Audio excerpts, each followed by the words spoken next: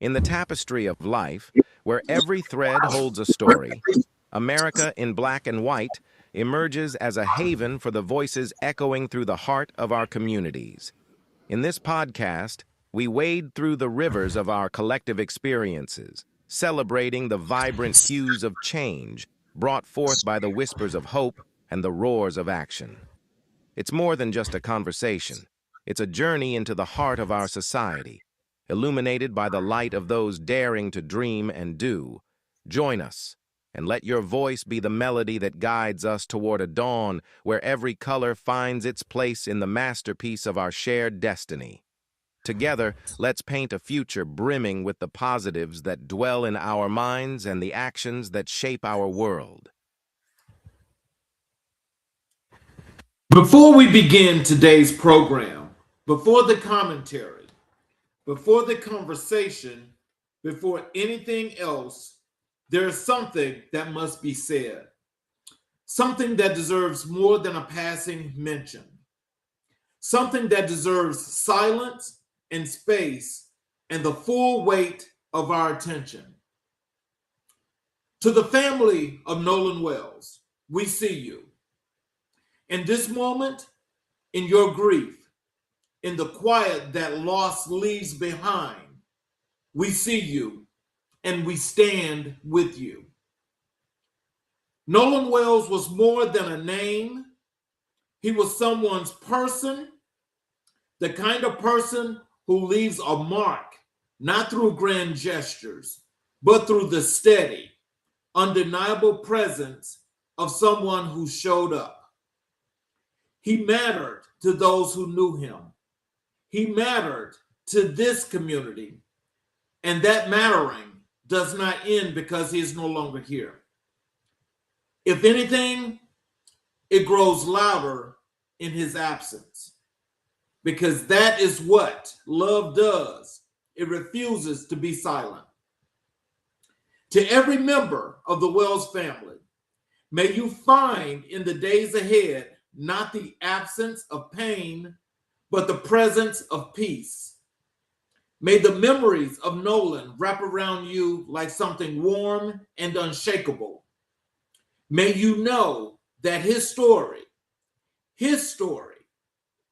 was and always will be worth telling. This episode of America in Black and White, Season 4, Episode 120, is dedicated entirely and with great honor to the family of Nolan Wells. We carry him in his memory into every word spoken today. Rest well, Nolan. This one's for you.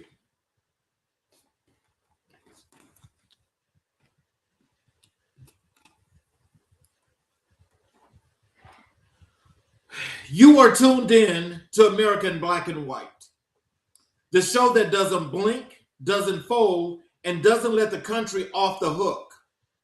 I'm your host, Charles Zachary King, and today we go deep.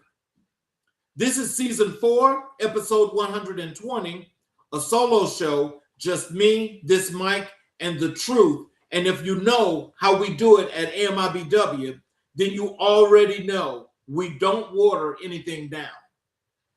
Today on the program, we're talking culture, the state of Black America in the summer of 2026, what the media is getting wrong, what the money is still missing, and what the next generation is demanding, whether the world is ready or not.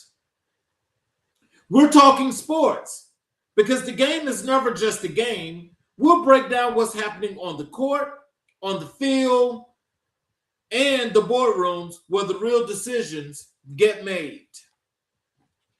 We have show updates. Some things happen in AMIBW, in the AMIBW world that you need to know about. And before all of that, this episode carries something heavier and more meaningful than any take or any talking point.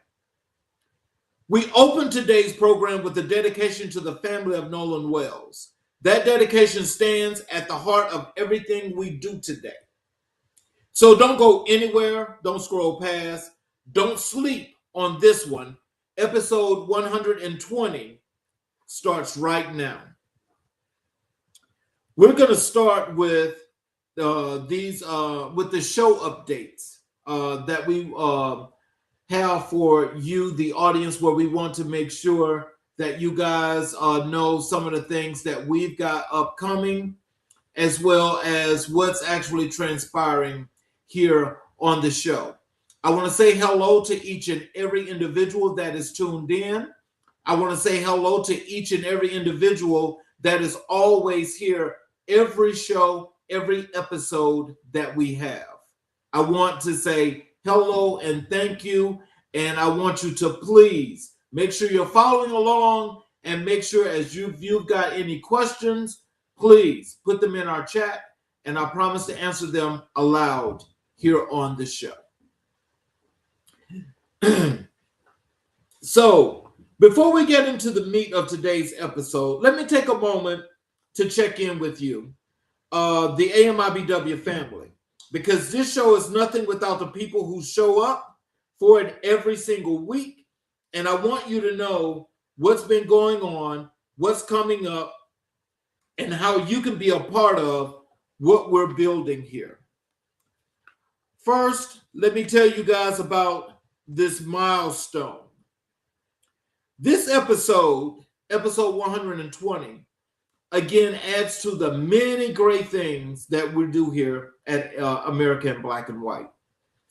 This show being 120 for this season, season 4 alone, I want to tell you that it's been great. It's been 4 great, wonderful seasons. It's been 4 great learning, outstanding moments that we can reflect on. And we can say that we have an audience that's here, that has always been here. And the show itself would be nothing without our guests. I want to thank you all for being here. I want to thank you all so very much. And so without you, there would be no show. But what makes this episode tonight a milestone is, in great pleasantries, we're able to dedicate this to the memory of Nolan Wells and his family. Because of unfortunate circumstances, we don't know what they are, but loss is never well for anyone. And I want to make sure that his family knows that they're in our prayers, and we send our condolences to them. And so what we're going to get started is that for those of you that have not yet subscribed to the channel and enabled all notifications, I want to start by asking you if you would please support us, subscribe to the channel, enable all notifications, and please be a part of what we're building, because this, when we talk about building communities, it all starts here. It all starts with you. And I want to thank you for that. So leave us a review, tell your friends, share the video, like the video, do all those things, and be a part of this ecosystem as it grows. Our presence here at American Black and White. We're on YouTube, we're on Spotify, we're on Apple. So I want you guys that don't know that to please go find us there, follow us there, be a part of what we're doing right now. And I promise you that you won't be disappointed, but it's going to be more engaging because there's more that we have to tell you. Every platform that you follow us on is another way to show reaches somebody who needs it. We're building something here, and every subscriber, every follower, every share is a brick in that foundation. So what's ahead in season 4? We're not done. We're actually in the midst of changing in our growing process. And so what we're going to be doing is we're going to be covering more conversations. We're going to have more commentary, more voices in the room. The topics we tackle, they're going to not slow down. They're actually going to expand. So I need you guys to stay locked in. What is actually going to happen with all the new things that we're going to be launching here for this platform? Everything goes in effect and premieres and debuts with our new format on Labor Day, September 7th. So I need you guys to make sure that you mark that down, that you follow, that you subscribe, that you do what's necessary, because your engagement is going to matter more than you could ever imagine. So I'm going to do a community shout out to everyone who has commented, shared, reposted, and sent messages saying this show hit home. I hear you and I appreciate you more than you know. This show exists because of you. If you've reached out on social media, if you've tagged a friend, if you've left a review anywhere, thank you. That is what keeps this engine running. And I need you guys to stay connected. The best way to stay connected with everything that we're doing at American Black and White is I need you guys to follow us on all platforms. Turn on your notifications to be notified. And don't let the algorithm decide whether you see the contents, and make the decision yourself. I need you to hit the subscribe button to follow and stay in the conversation.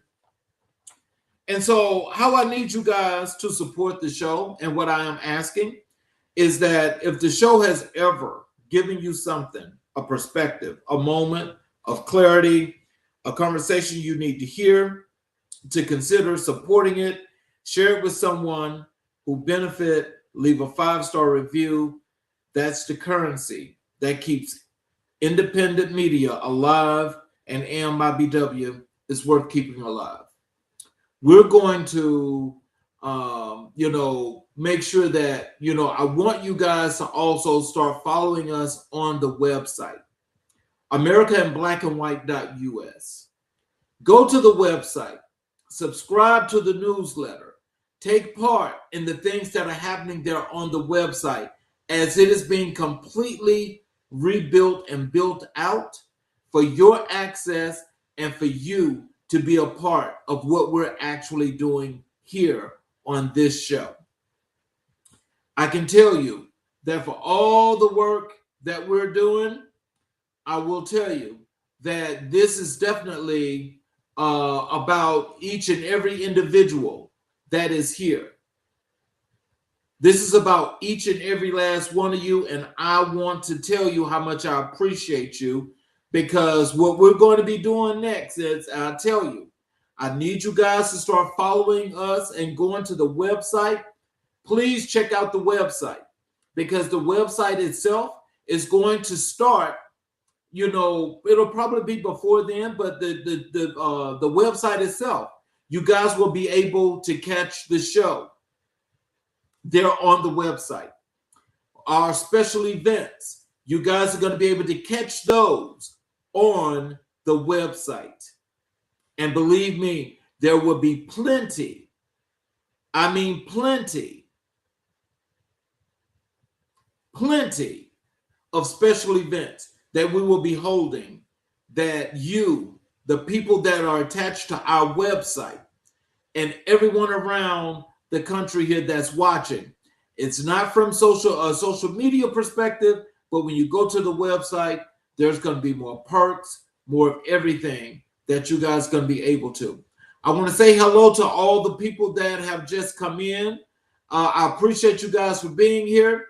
Thank you so very much. And as we get into this show, I want to thank you more than you could imagine, because I wanted to make sure that for those of you that are just getting in, that there's more to come here at America in Black and White, and we're going to be debuting a new launch for an enormous amount of things that we're having that's going to be effective September 7th, which is Labor Day. We're going to be relaunching a new thing that's happening with the show. So we need you guys to make sure that you're tuned in. So please stay on top of the website and see what we have going on. So that's what's happening here in the AMIBW world right now. And we are just getting started. Coming up next, we're stepping into the cultural commentary segment. And I need you to be present for this one. We're talking about where America in Black and White stands in the summer of 2026. And I promise you this conversation is necessary. So stay right here.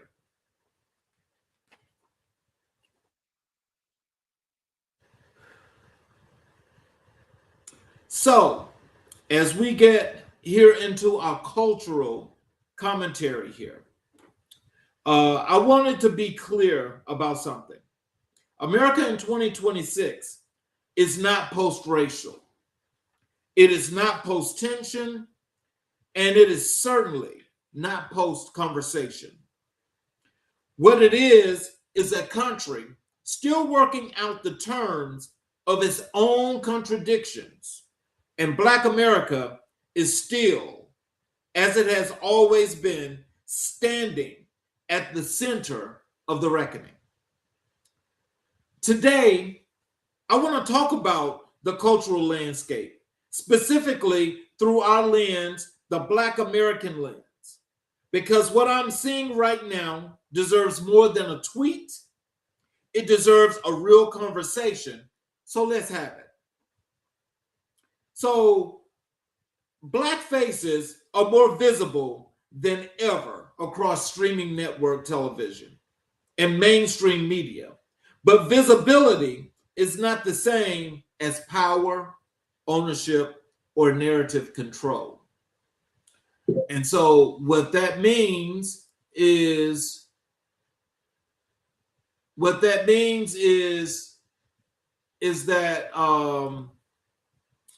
there's some things that definitely have to take place as far as the conversation. So yes, today there was a question in the chat. No, sir, there are no guests today.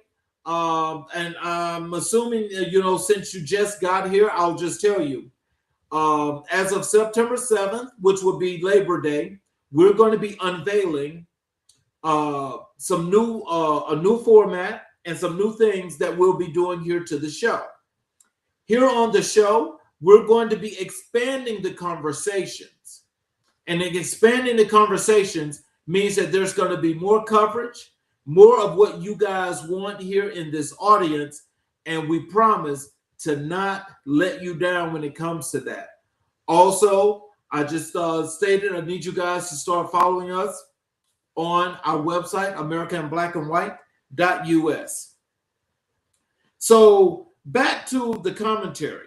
Black faces are more visible than ever across streaming network television and mainstream media, but visibility is not the same as power, ownership, or narrative control.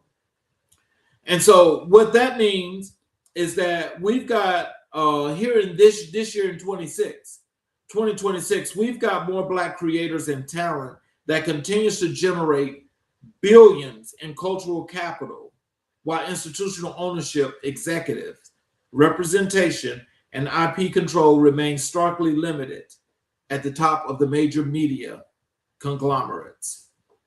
So what we're talking about is that for all media, especially Black media, an enormous amount of it is not owned by the people that you see on a lot of shows. And with that being said, that means that not only are these people actually doing good work, putting out great content, and trying to be about as best as possible for whatever they're actually cultivating, or what's in their crosshairs, as if they are a specific targeted show that's actually doing specific content. And so what that means is, as they generate all of this money that they're generating, these people are not the benefactors of this. They don't own that content. They're actually putting out this content that's using their name to put out this content, but it's not theirs. So that's why you see a lot of people that you have that start shows or programs that they're doing the shows, but when they're doing the shows, they're being controlled. So as they're being controlled, and this content, the content that they put out that's not theirs, they don't benefit from that. The only thing that they're benefiting from is the fact that you, Mr. and Mrs. America out there that's actually supporting these platforms, is how they're known. But as far as the monetary value, which is what they're actually doing this for, they don't own the content. They don't own the content. So when was the last time you saw a Black showrunner, a Black studio head, or a Black majority owner in the room where the real decisions were made, not just the credits? Now, I'm being funny, but I own this. This is mine. So I just wanted to throw that rhetorical question out there for you, because not many of those people that you're looking at can actually say that they own their content, because they don't. Now, this is not a put down. What this is saying is that we need more ownership when it comes to Black media. And Black media has to get better in its content, because not being a monolith, and having so many variations to things that's being done that's from a cultural perspective, we've got to get better in putting out this content or connecting with people in the community. Because if you're not connecting with people in the community, then you're still lacking.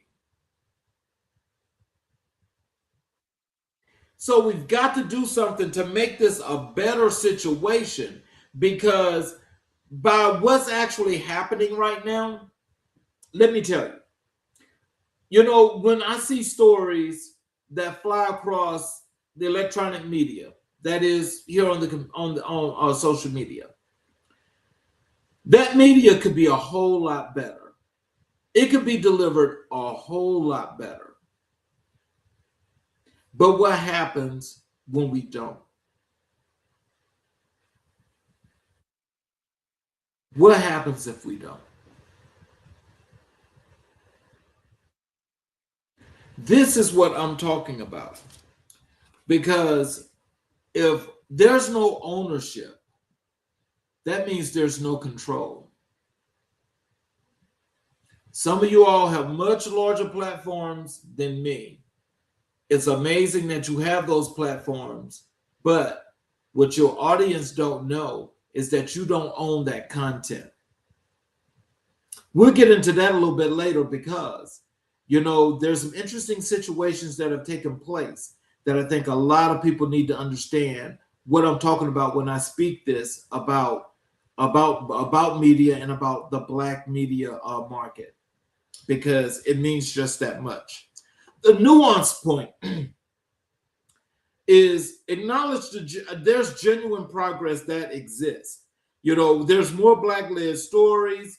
There's more streaming platforms commissioning Black content while refusing to mistake visibility for systemic change. And that means that they're putting Black faces to be the face of content that they don't own. Think about that. Most of these shows that you see that's got Black people there, they don't own the content. And if you're not owning the content, how can you say that you're doing black media because, you know, you're actually controlled and you've been brought down to this point, that point.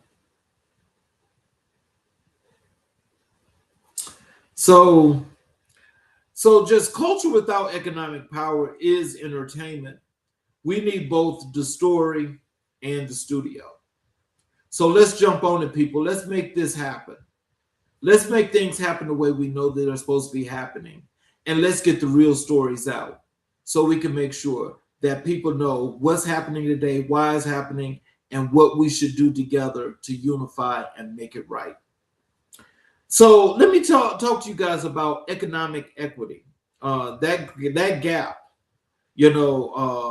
that growth has not closed. I mean, it's actually getting wider and wider as we speak. So the wealth gap between Black and white American households remains one of the most persistent structural failures in the country's economic history. And the summer of 2026 has offered no shortage of data to prove it. This is a story that we'll be talking about most likely forever, because we will never be able to catch up in this lifetime when it comes to this. And I'm putting this out because I just want you to know that unless we start unifying, coming together as a community, and we start building our communities together, this is our starting point. That will be our base.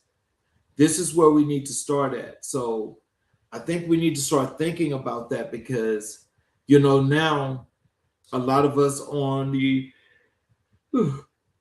other side of being a senior citizen, has got an enormous amount of things that not only do you have to think about when we talk about economic equity, there's just so many things that goes into that.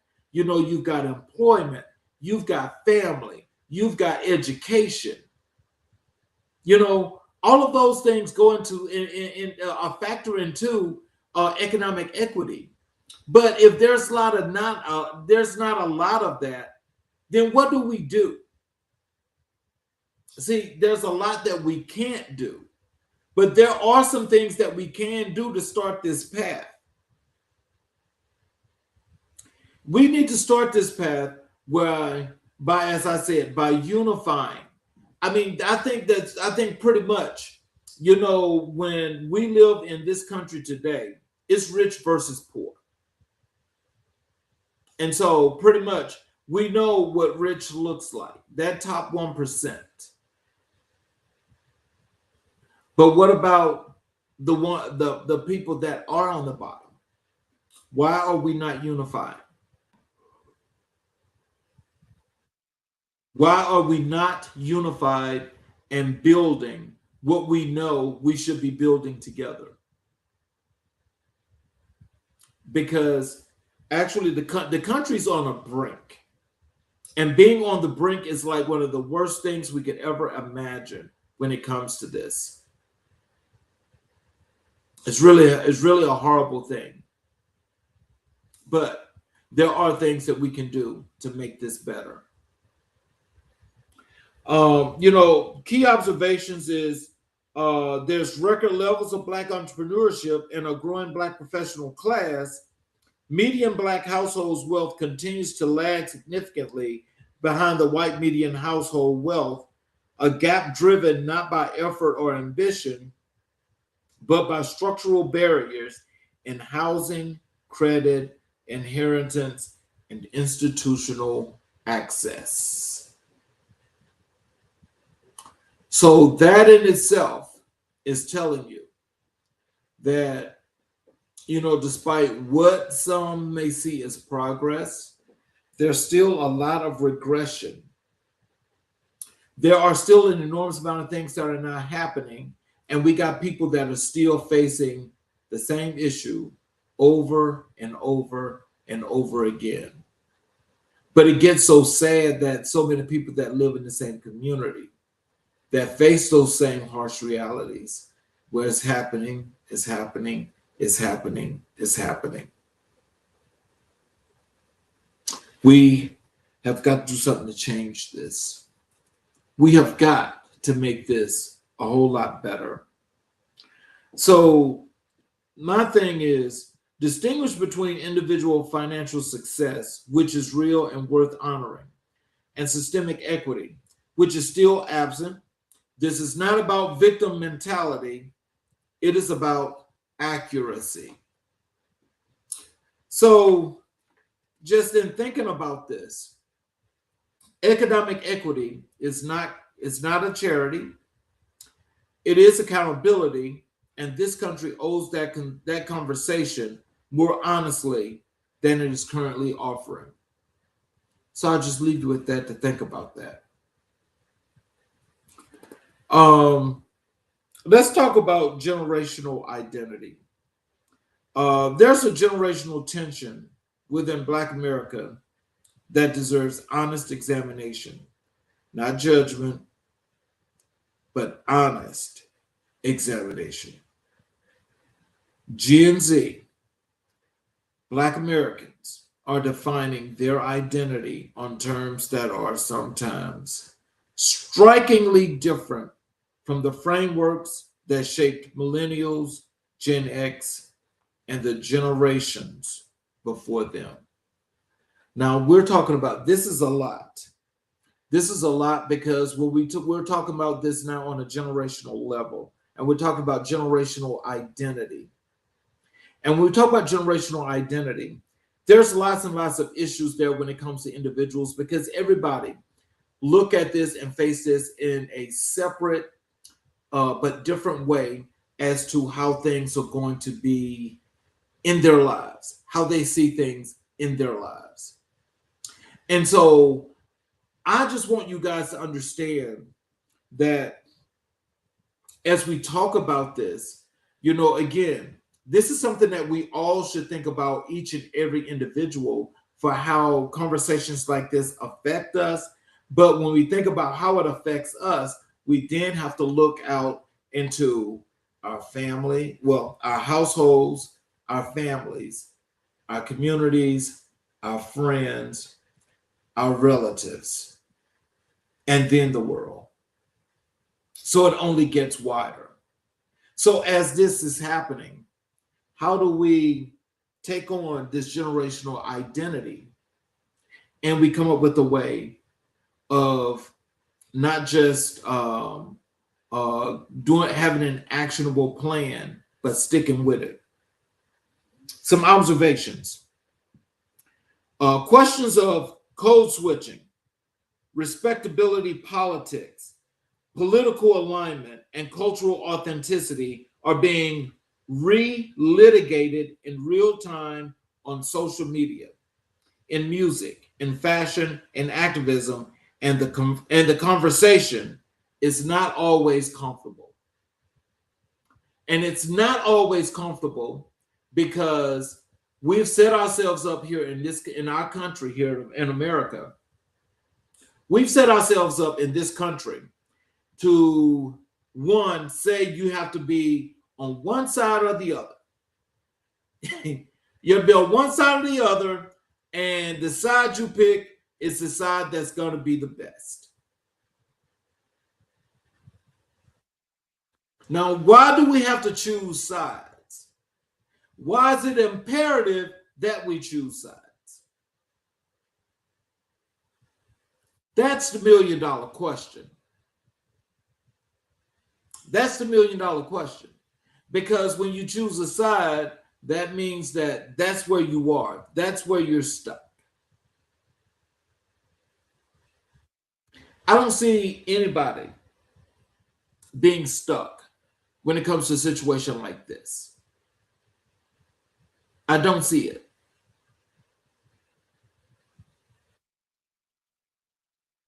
Because when you got a child that's grown up and don't understand or know how he or she is classified, from their generational identity. That is a problem. And we're now here in the 21st century. And we're still talking about generational identity. No, that's not the way that works. We can't have that. We have to do better. We have to do better. We know who we're born to. We know where we live. We know our communities. We know our schools. We know our doctors. We should not be having this conversation, which needs to be had here in America, here in the 21st century. Every generation of Black America has had to define itself for itself. That is not a crisis. That is the tradition. Let that sit as you think about it. Let that sit. So here's what I need you to walk away with from this knowing. I need you to walk from this segment knowing that awareness is not enough and representation is not a destination. Black America in the summer of 2026 is talented, creative, resilient, hungry, and it deserves systems, structures, and intuitions that match its energy. We don't need permission to be great. We never did, but we do need to keep demanding the access, the ownership, and the equity that greatness requires. That is the cultural call to action for the moment. Remember it.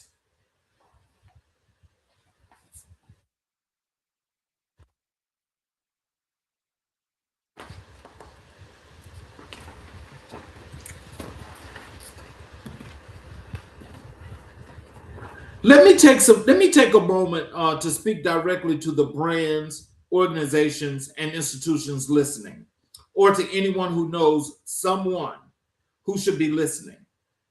American Black and White is not just a podcast. It is a platform with purpose. Season 4 is well underway, and the audience that has gathered around this show, loyal, engaged, culturally invested, and growing, represents one of the most valuable audiences in independent media today. Our listeners are Black Americans and allies who pay attention.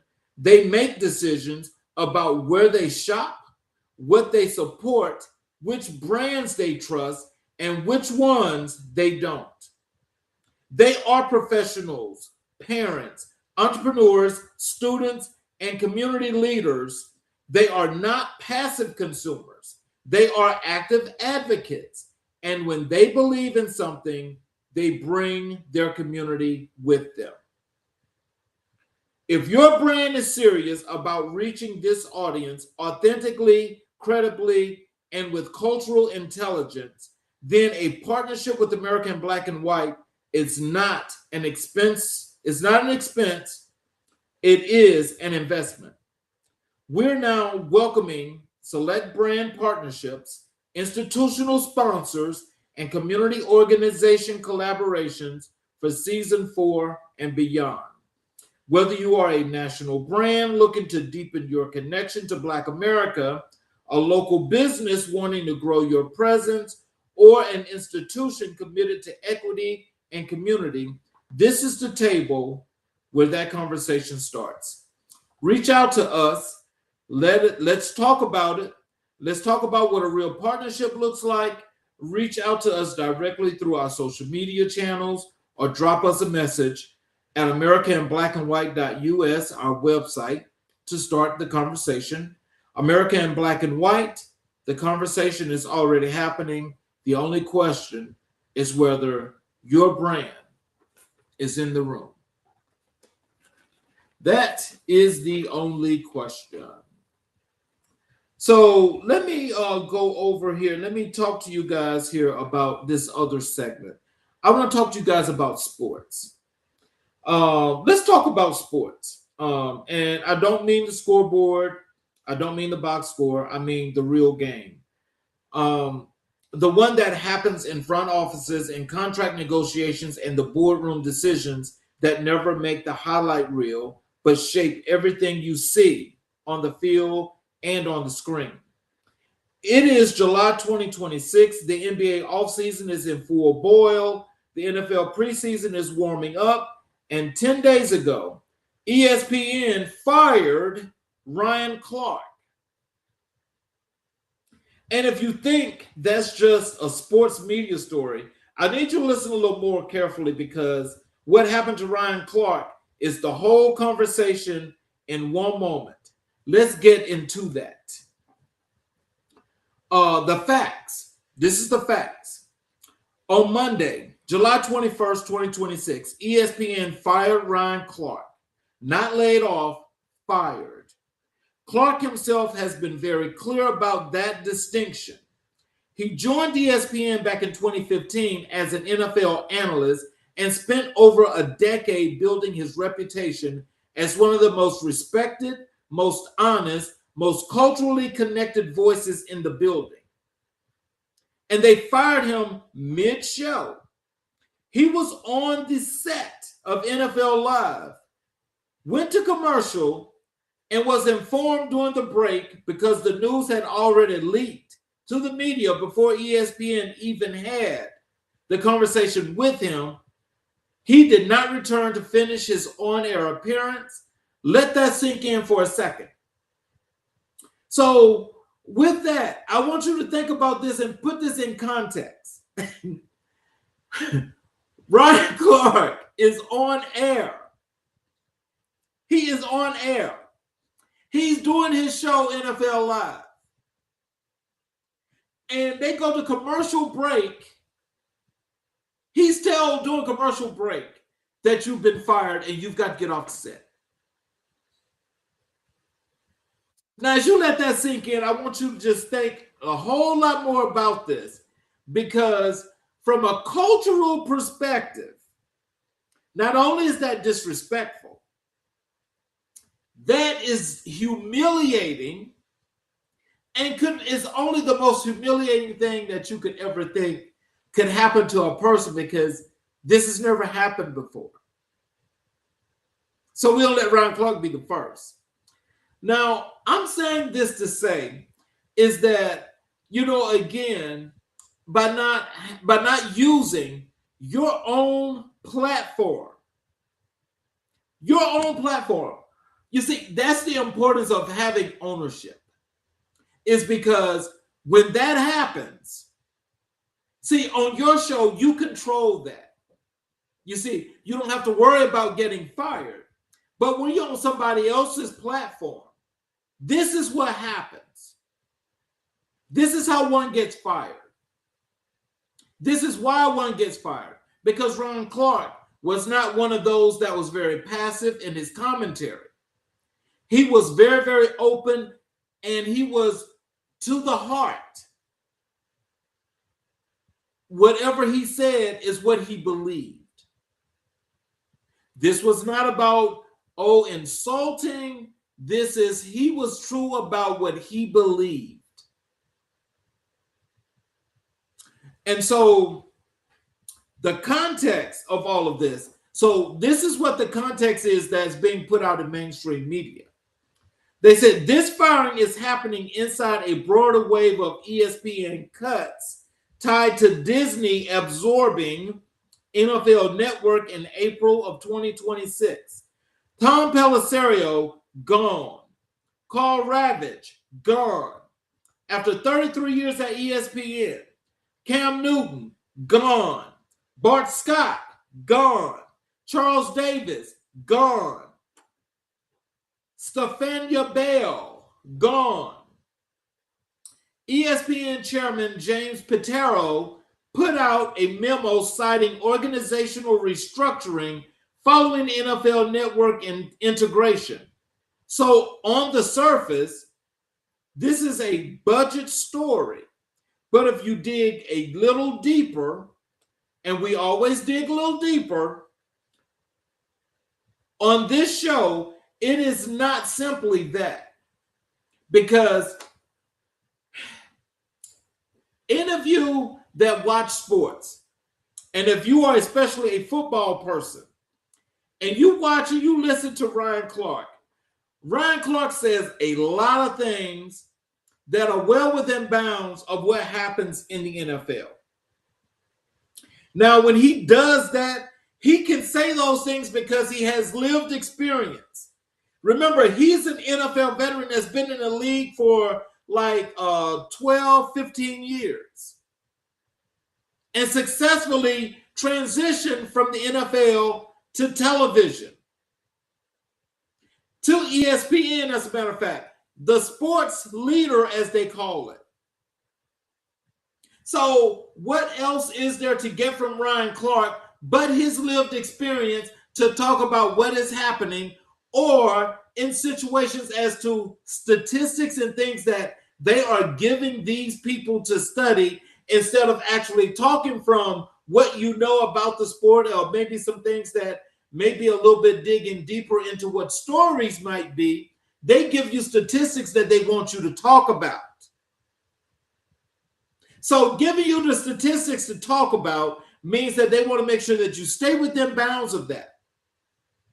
Now, so just so we add a little bit more to what the context of what was leaked in mainstream media, this is what The Athletic reported. The Athletic noted that Clark's firing was not purely financial. His public on-air confrontation with Peter Schrager in 25 and the decision to take his contract negotiations public in 24 were cited as factors that made the wrong impression on ESPN executives. In other words, he was too vocal, too public, too willing to handle his business in the open rather than behind closed doors like ESPN preferred. Now, when you listen to that, that is saying that Ryan Clark was telling too much truth and got beside himself, but did not understand that ESPN was in control. So they're in control. They let this go for 24. They let this go for 25. We roll into 26 mid-year. And so now they've got to get the last laugh, because they're going to show him that they're in control. So we're going to fire you on air. We're going to humiliate you on air.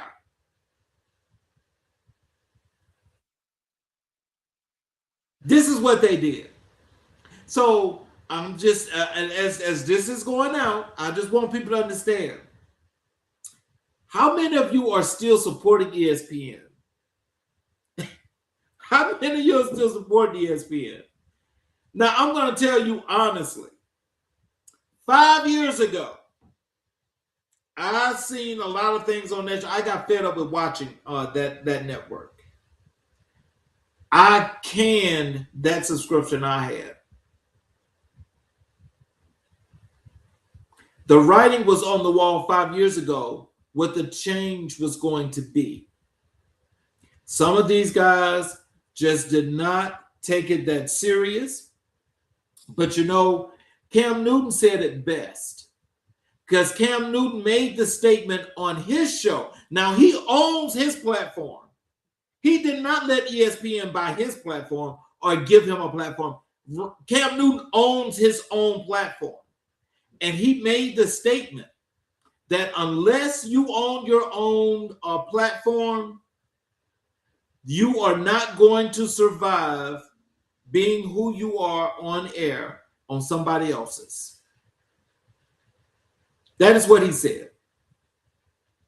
Now, I'm not quoting him verbatim. I'm just giving you the gist. So let me just tell you my take. Let me just tell you my take, and I'm going to run into this and I'm going to end this. But let me tell you what my take is. Ryan Clark is the kind of analyst who doesn't just talk ball. He talks culture, he talks race, he talks social issues. He is a black man with a platform who has never pretended that platform was only for fourth down analysts. And that is exactly the kind of voice that makes certain people uncomfortable. So the question this show needs to ask is this: is ESPN cutting costs or is ESPN trimming voices? Remember, is ESPN trimming voices? Because there's a difference between a budget cut and a choice. And when the people who get cut are disproportionately the ones who speak loudest about social and political reality, that is not a coincidence. That is a pattern. So that is to say, this has happened more and more at ESPN. Folk have been fired at ESPN, just not like Ryan Clark was fired at ESPN. So you see, unless you are a particular, there's a particular voice there that's loud and obnoxious, but it's loud and obnoxious in the opposite direction. They don't mess with that because that is something that can do its work without having to have a real authentic person talk truth to their lived experience and their real life experience. And so the disrespect of all of this is, I keep coming back to, how you tell a man he's fired during a commercial break, mid-show, after the news has already hit the internet. That is not a business decision. That is a statement. Whether they intended it that way or not, that is the message it sends. And Ryan Clark, to his absolute credit, responded with class. He sent prayers to everyone affected. He posted a workout video, and he did not fold. He did not quit. He was not quiet. He didn't go quiet. He made it clear that this chapter does not define his story. And it don't define his story because he has a podcast that's got followers, and I'm sure that he's going to continue to get followers. But what that does is that despite what ESPN thought, how they humiliated him, they only made it better for him. And I think that a lot of people, especially those that look like Ryan Clark, should be thinking in the same form, however you want to look at it, is that why not get together, unify, and form your own network? Why not form your own network? You guys have got the following. Most of you guys have got the following. You guys still got the access to sports. You still got the access. Why not take advantage of that?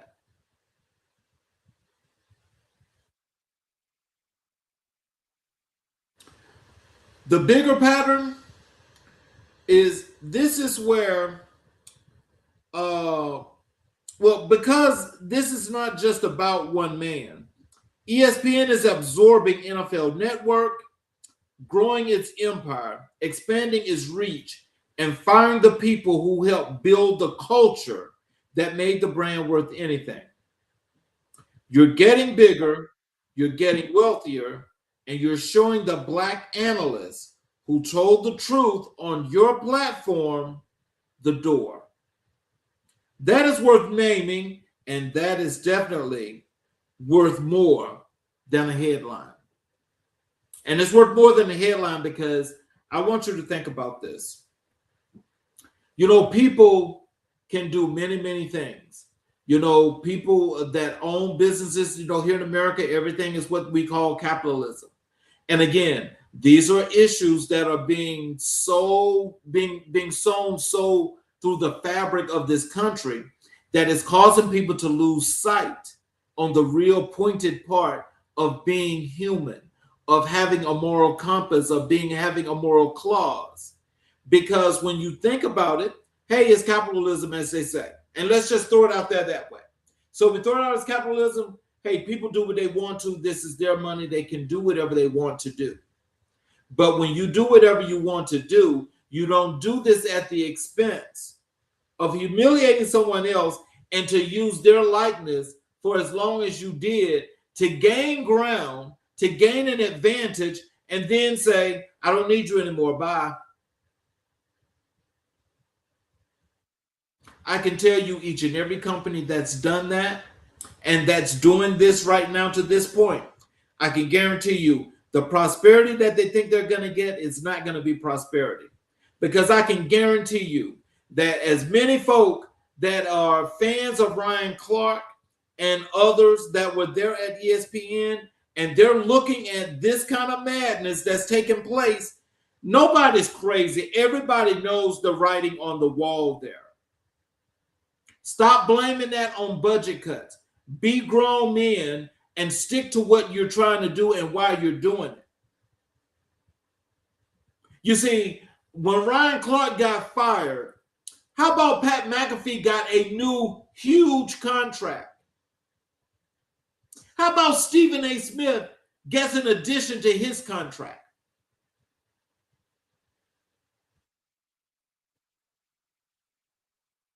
I want you guys to think about that. What's the budgetary issue if these people are getting more and more money? It sounds like to me that these are the main two catalysts that are carrying the water. That's what it sounds like to me. I mean, and so we'll be talking more and more about sports as we go into the future of the show. But I mean, I just want to know, what do you guys really think about that? Because there's something wrong with that. There's something wrong with that. And what's wrong with it to me is that, again, if you don't understand, as I said in that last segment, about what code switching is and how you need to code switch if you want to stay within particular organizations, you got a problem. Because if you go there and you want to be authentically you and you look like me, that's going to be a problem. They're not going to have that. No one's going to have that don't look like you. Because truth to power, in that case, does not match the platform. And if that does not match the platform, that means that you are not welcome. If I can use you, get what I want, use your likeness, and have people follow me for some years, build up all that steam. After I got enough steam, then I can say, okay, I don't need you anymore. Bye. You're fired. But see, some people take firing in a different way. And when I say people take it in a different way, I'm talking about the companies that do the firing. You see, they have a way of doing these things. But again, we'll see how this plays out, because I'm definitely following this story, because I want to know the exact reason and get as much up into ESPN business as I can to find out exactly why did this transpire the way it did for Ryan Clark. Look, let's talk about the quarterback conversation that's continuing in the NFL. Now, this is one of the things that got Ryan Clark in trouble. And it got him in trouble because, he said some things about the quarterbacks that that most people at ESPN, handle with kid gloves. They put bubbles around them and they protect them at any cost. And so But not just talking about those people, but talking about what's happening today in present day NFL and this quarterback situation. As the NFL kicks into preseason mode in the summer of 2026, the ongoing conversation about Black quarterbacks, coaching diversity, and front office representation has not lost a step. If anything, it has accelerated. So let me tell you about some observations here that I've made before I give you my take. The observations that I've seen was the Rooney Rule has been on the books for over 2 decades. Black quarterbacks have won 2 Super Bowls, earned MVP awards, and transformed the position. And yet the pipeline to head coaching and general manager roles for Black professionals in the NFL remains disproportionately narrow relative to the player workforce it serves. 80% of the players in the NFL are Black. That's just the gist. That's just the gist. Okay? So now with that, and you've got maybe 5 general managers. Because see, this is like ugly. You've got like 5 general managers, and I think maybe 6, 7, 8 head coaches. But you got 80% of the workforce is Black. 80%. I want you to let that sink in. Come on, sports fans. Come on, sports fans. I need y'all to stay with me. I need some comments in that chat, because where I'm going, you know where I'm going, because it's true. But most of you continuously to support this kind of foolishness.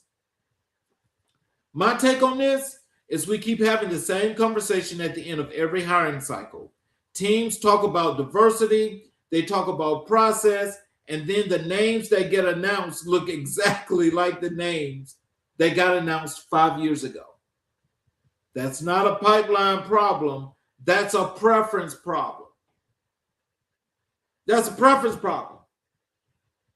But to even go back to something that I missed is that the Rooney Rule, now remember, we got the state of Florida that's got 3 teams.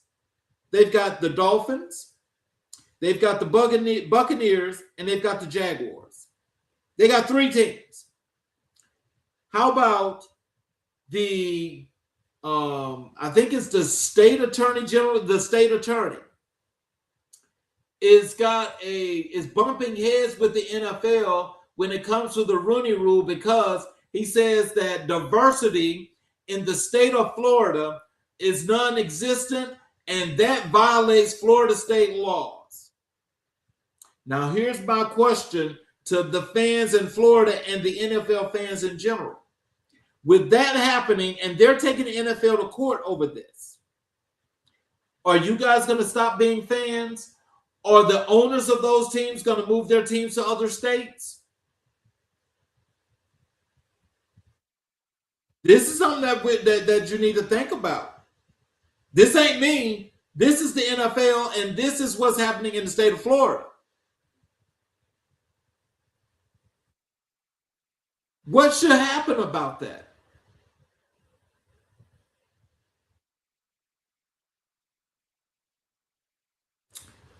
So, going back to what I just got through talking about, the Ron Clark story connects directly here, because Clark spent years covering the NFL, advocating for players and speaking plainly about the league's racial dynamics.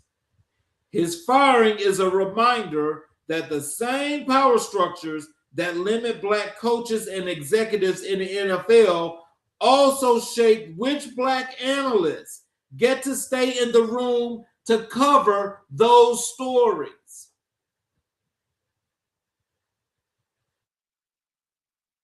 Connect those dots.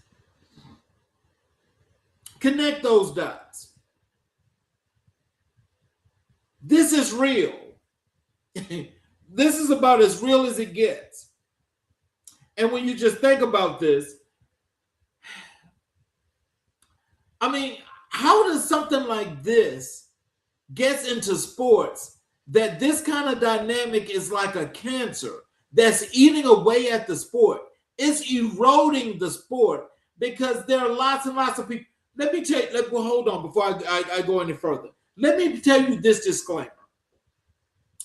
I myself have been a part of the Steeler Nation ever since 1969. I've always been a Pittsburgh Steeler person.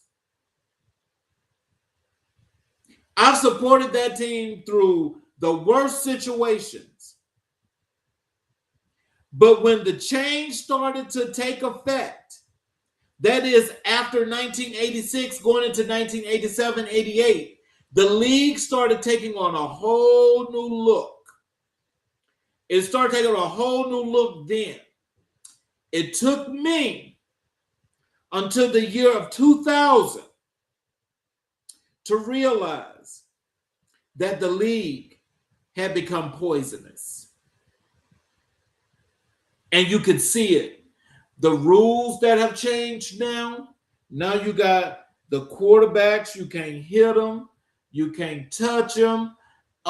This all started, they changed that rule, so people know they changed that rule because of Dan Marino.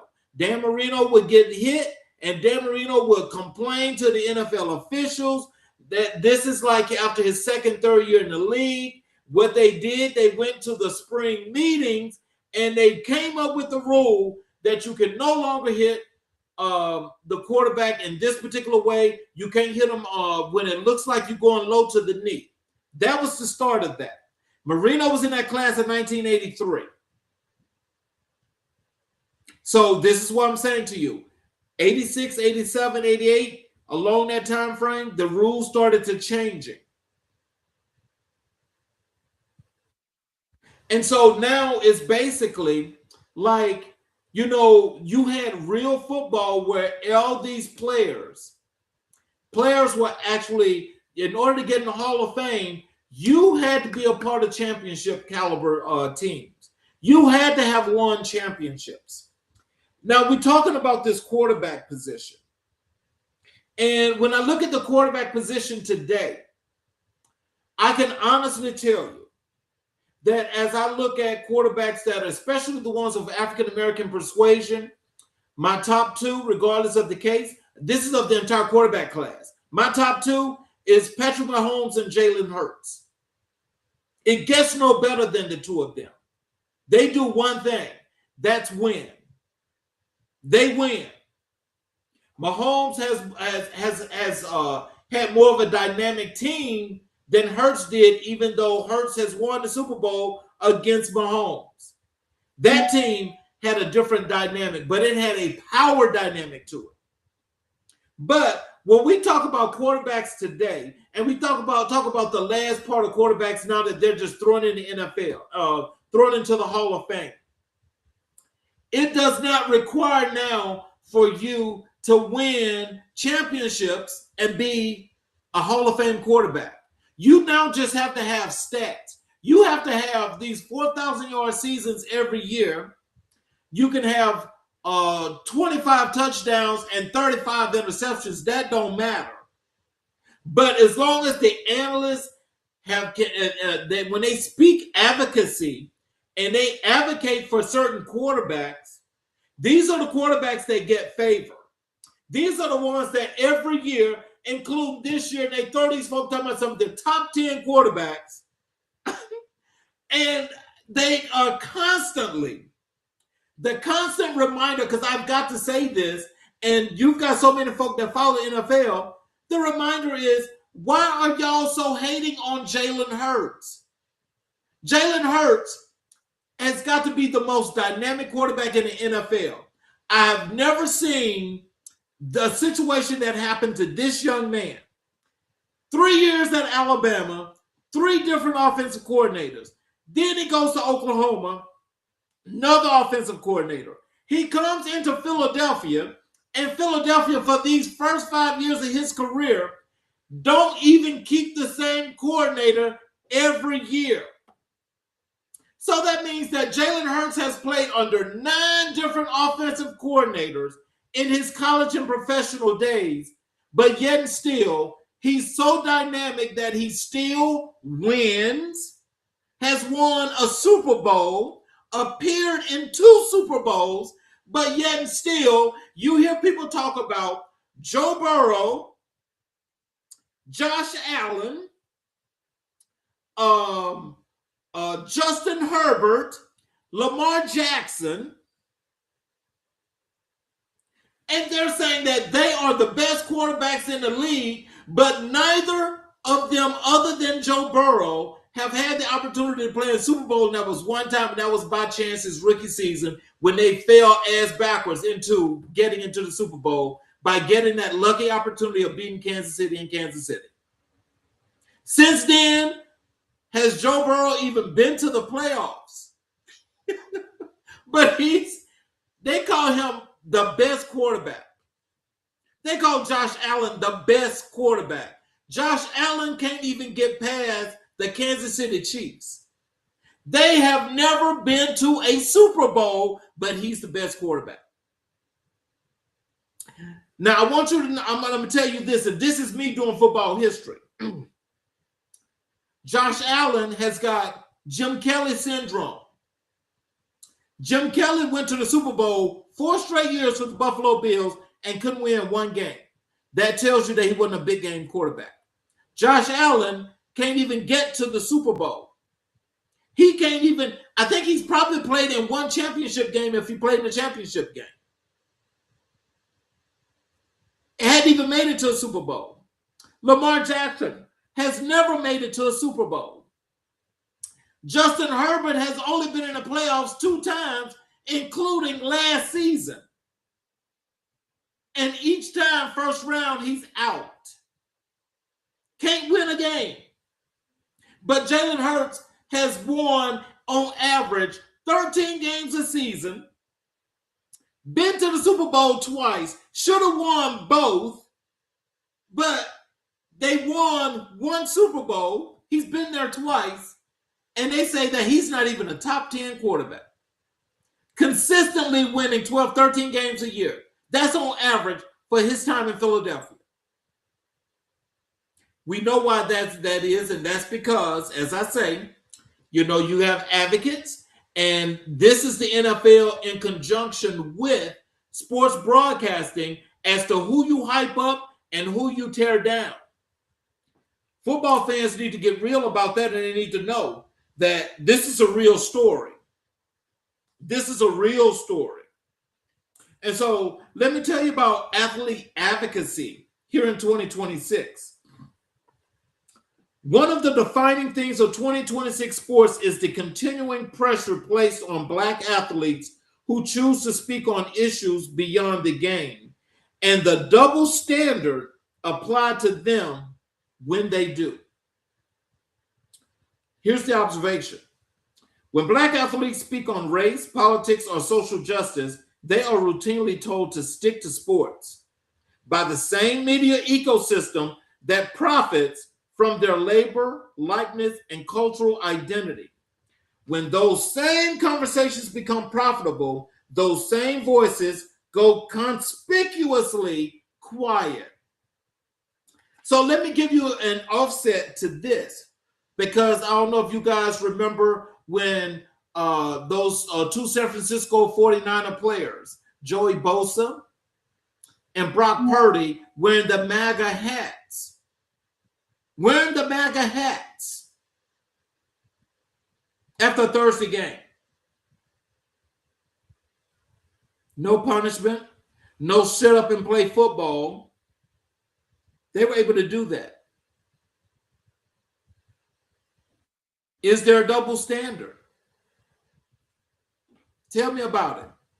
I think it's more than a double standard.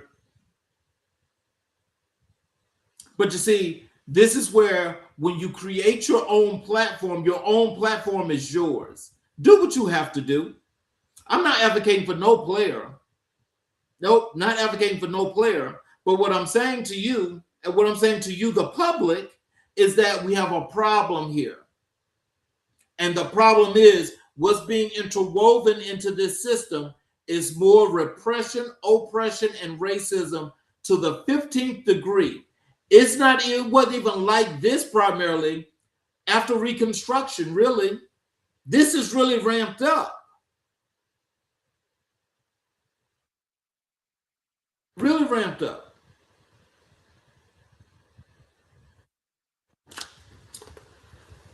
So the moment a black athlete becomes a brand, everybody wants a piece. The moment that same athlete becomes a voice, a real voice on real issues, suddenly it's controversial. You cannot commodify blackness and then silence it. Pick one. So my whole thing is Ryan Clark's situation is the perfect case study for the point. Here's a man who used his platform at ESPN to speak on things beyond the game: race, culture, politics, player welfare, and who made the wrong impression on executives by doing exactly that. The same network that profited from his credibility, his black audience relationships, and his cultural authority decided that credibility had limits. And those limits happened to land right where his voice got most real. You cannot tell me that this is not a broader pattern worth examining. I need somebody to hear me and amen this, and I need somebody to tell me, am I wrong? Because what you guys got going on here, this is crazy. And what is happening is that for all the unifications that people try to build and put together, you've got all facets of what's happening here today in America is actually tearing the fabric of America apart. It's tearing America apart. And again, saying this, a lot of people don't want to hear me say that. But it's true. When are people going to start dealing with the truth and doing something about it? We have to do something about this, because it's going to get to a point pretty soon that, things are going to start happening to athletes, or, people are just going to just start going all kind of crazy and just doing things. I mean, because I just really don't understand how is it that we can get to sports and we can polarize sports in this manner and it's okay. We have to do something about this, people. I'm open for suggestions, and I know what's in my mind and what's in my heart.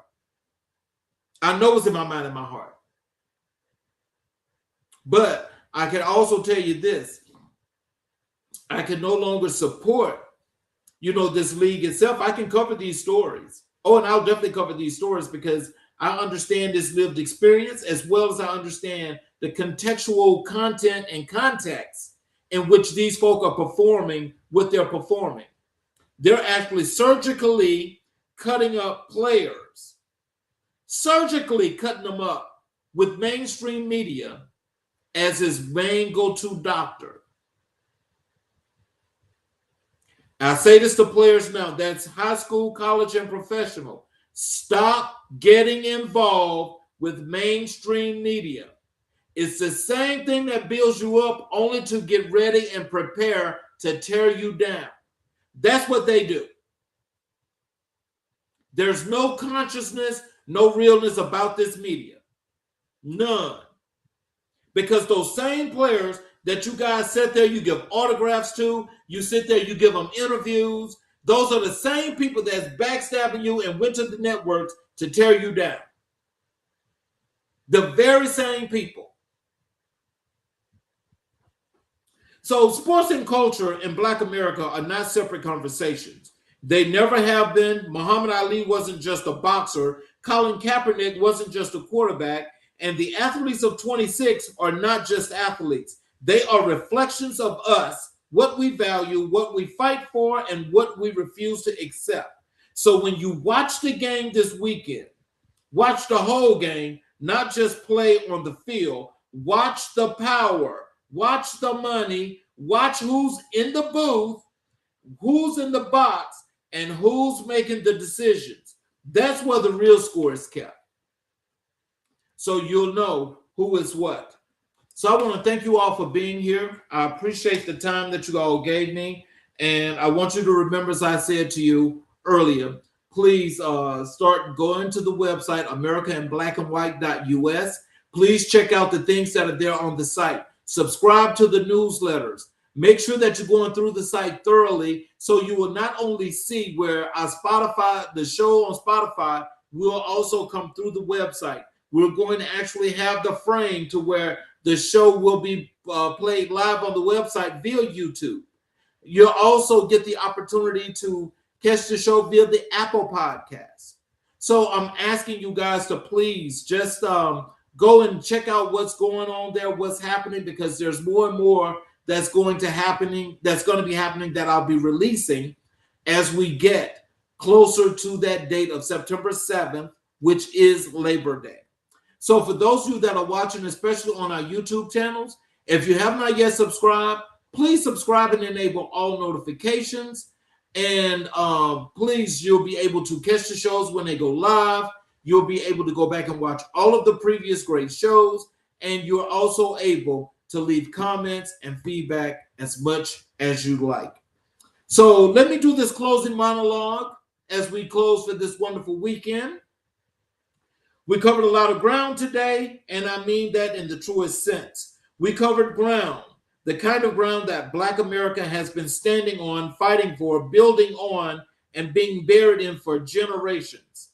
Today, we talked about representation that isn't reaching deep enough, economic equity that still hasn't arrived, a generation defining themselves on their own terms. We talked about sports that are more than sports, and athletes who refuse to be reduced to their stats.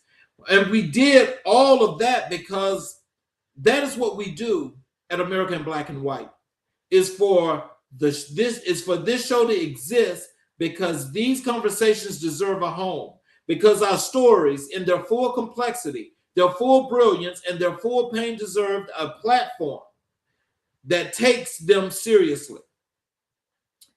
That is what we are building. Episode by episode, season by season, and we are at episode 120. 120 episodes. Think about that. 4 seasons deep. 4 seasons deep. And we're not slowing down. We are not watering down.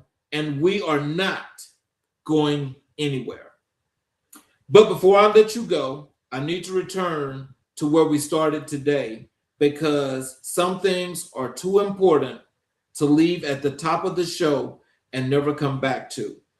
To the family of Nolan Wells, I hope something we said today, whether it was the cultural conversation, the sports breakdown, or simply the fact that this show showed up today and chose to lead with your name and his memory, I hope something gave you a moment of peace.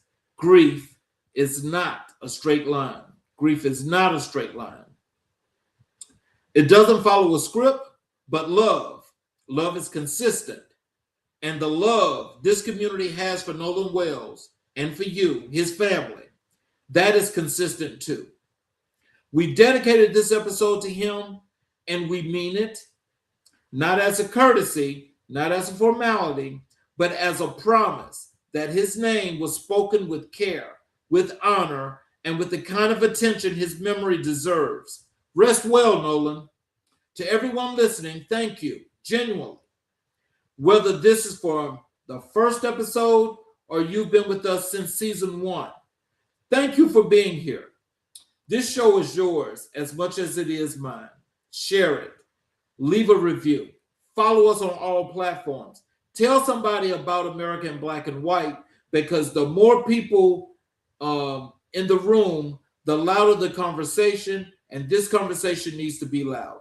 I'm your host, Charles Zachary King. This has been American Black and White, Season 4, Episode 120, a solo show, a dedication, a conversation that matters. Until the next time, stay informed, stay grounded, and stay Black. And please, check us out tomorrow on Changing Trends and Times. at 2 p.m. Eastern Time tomorrow as we continue our healthcare series with episode 3. We will see you guys tomorrow.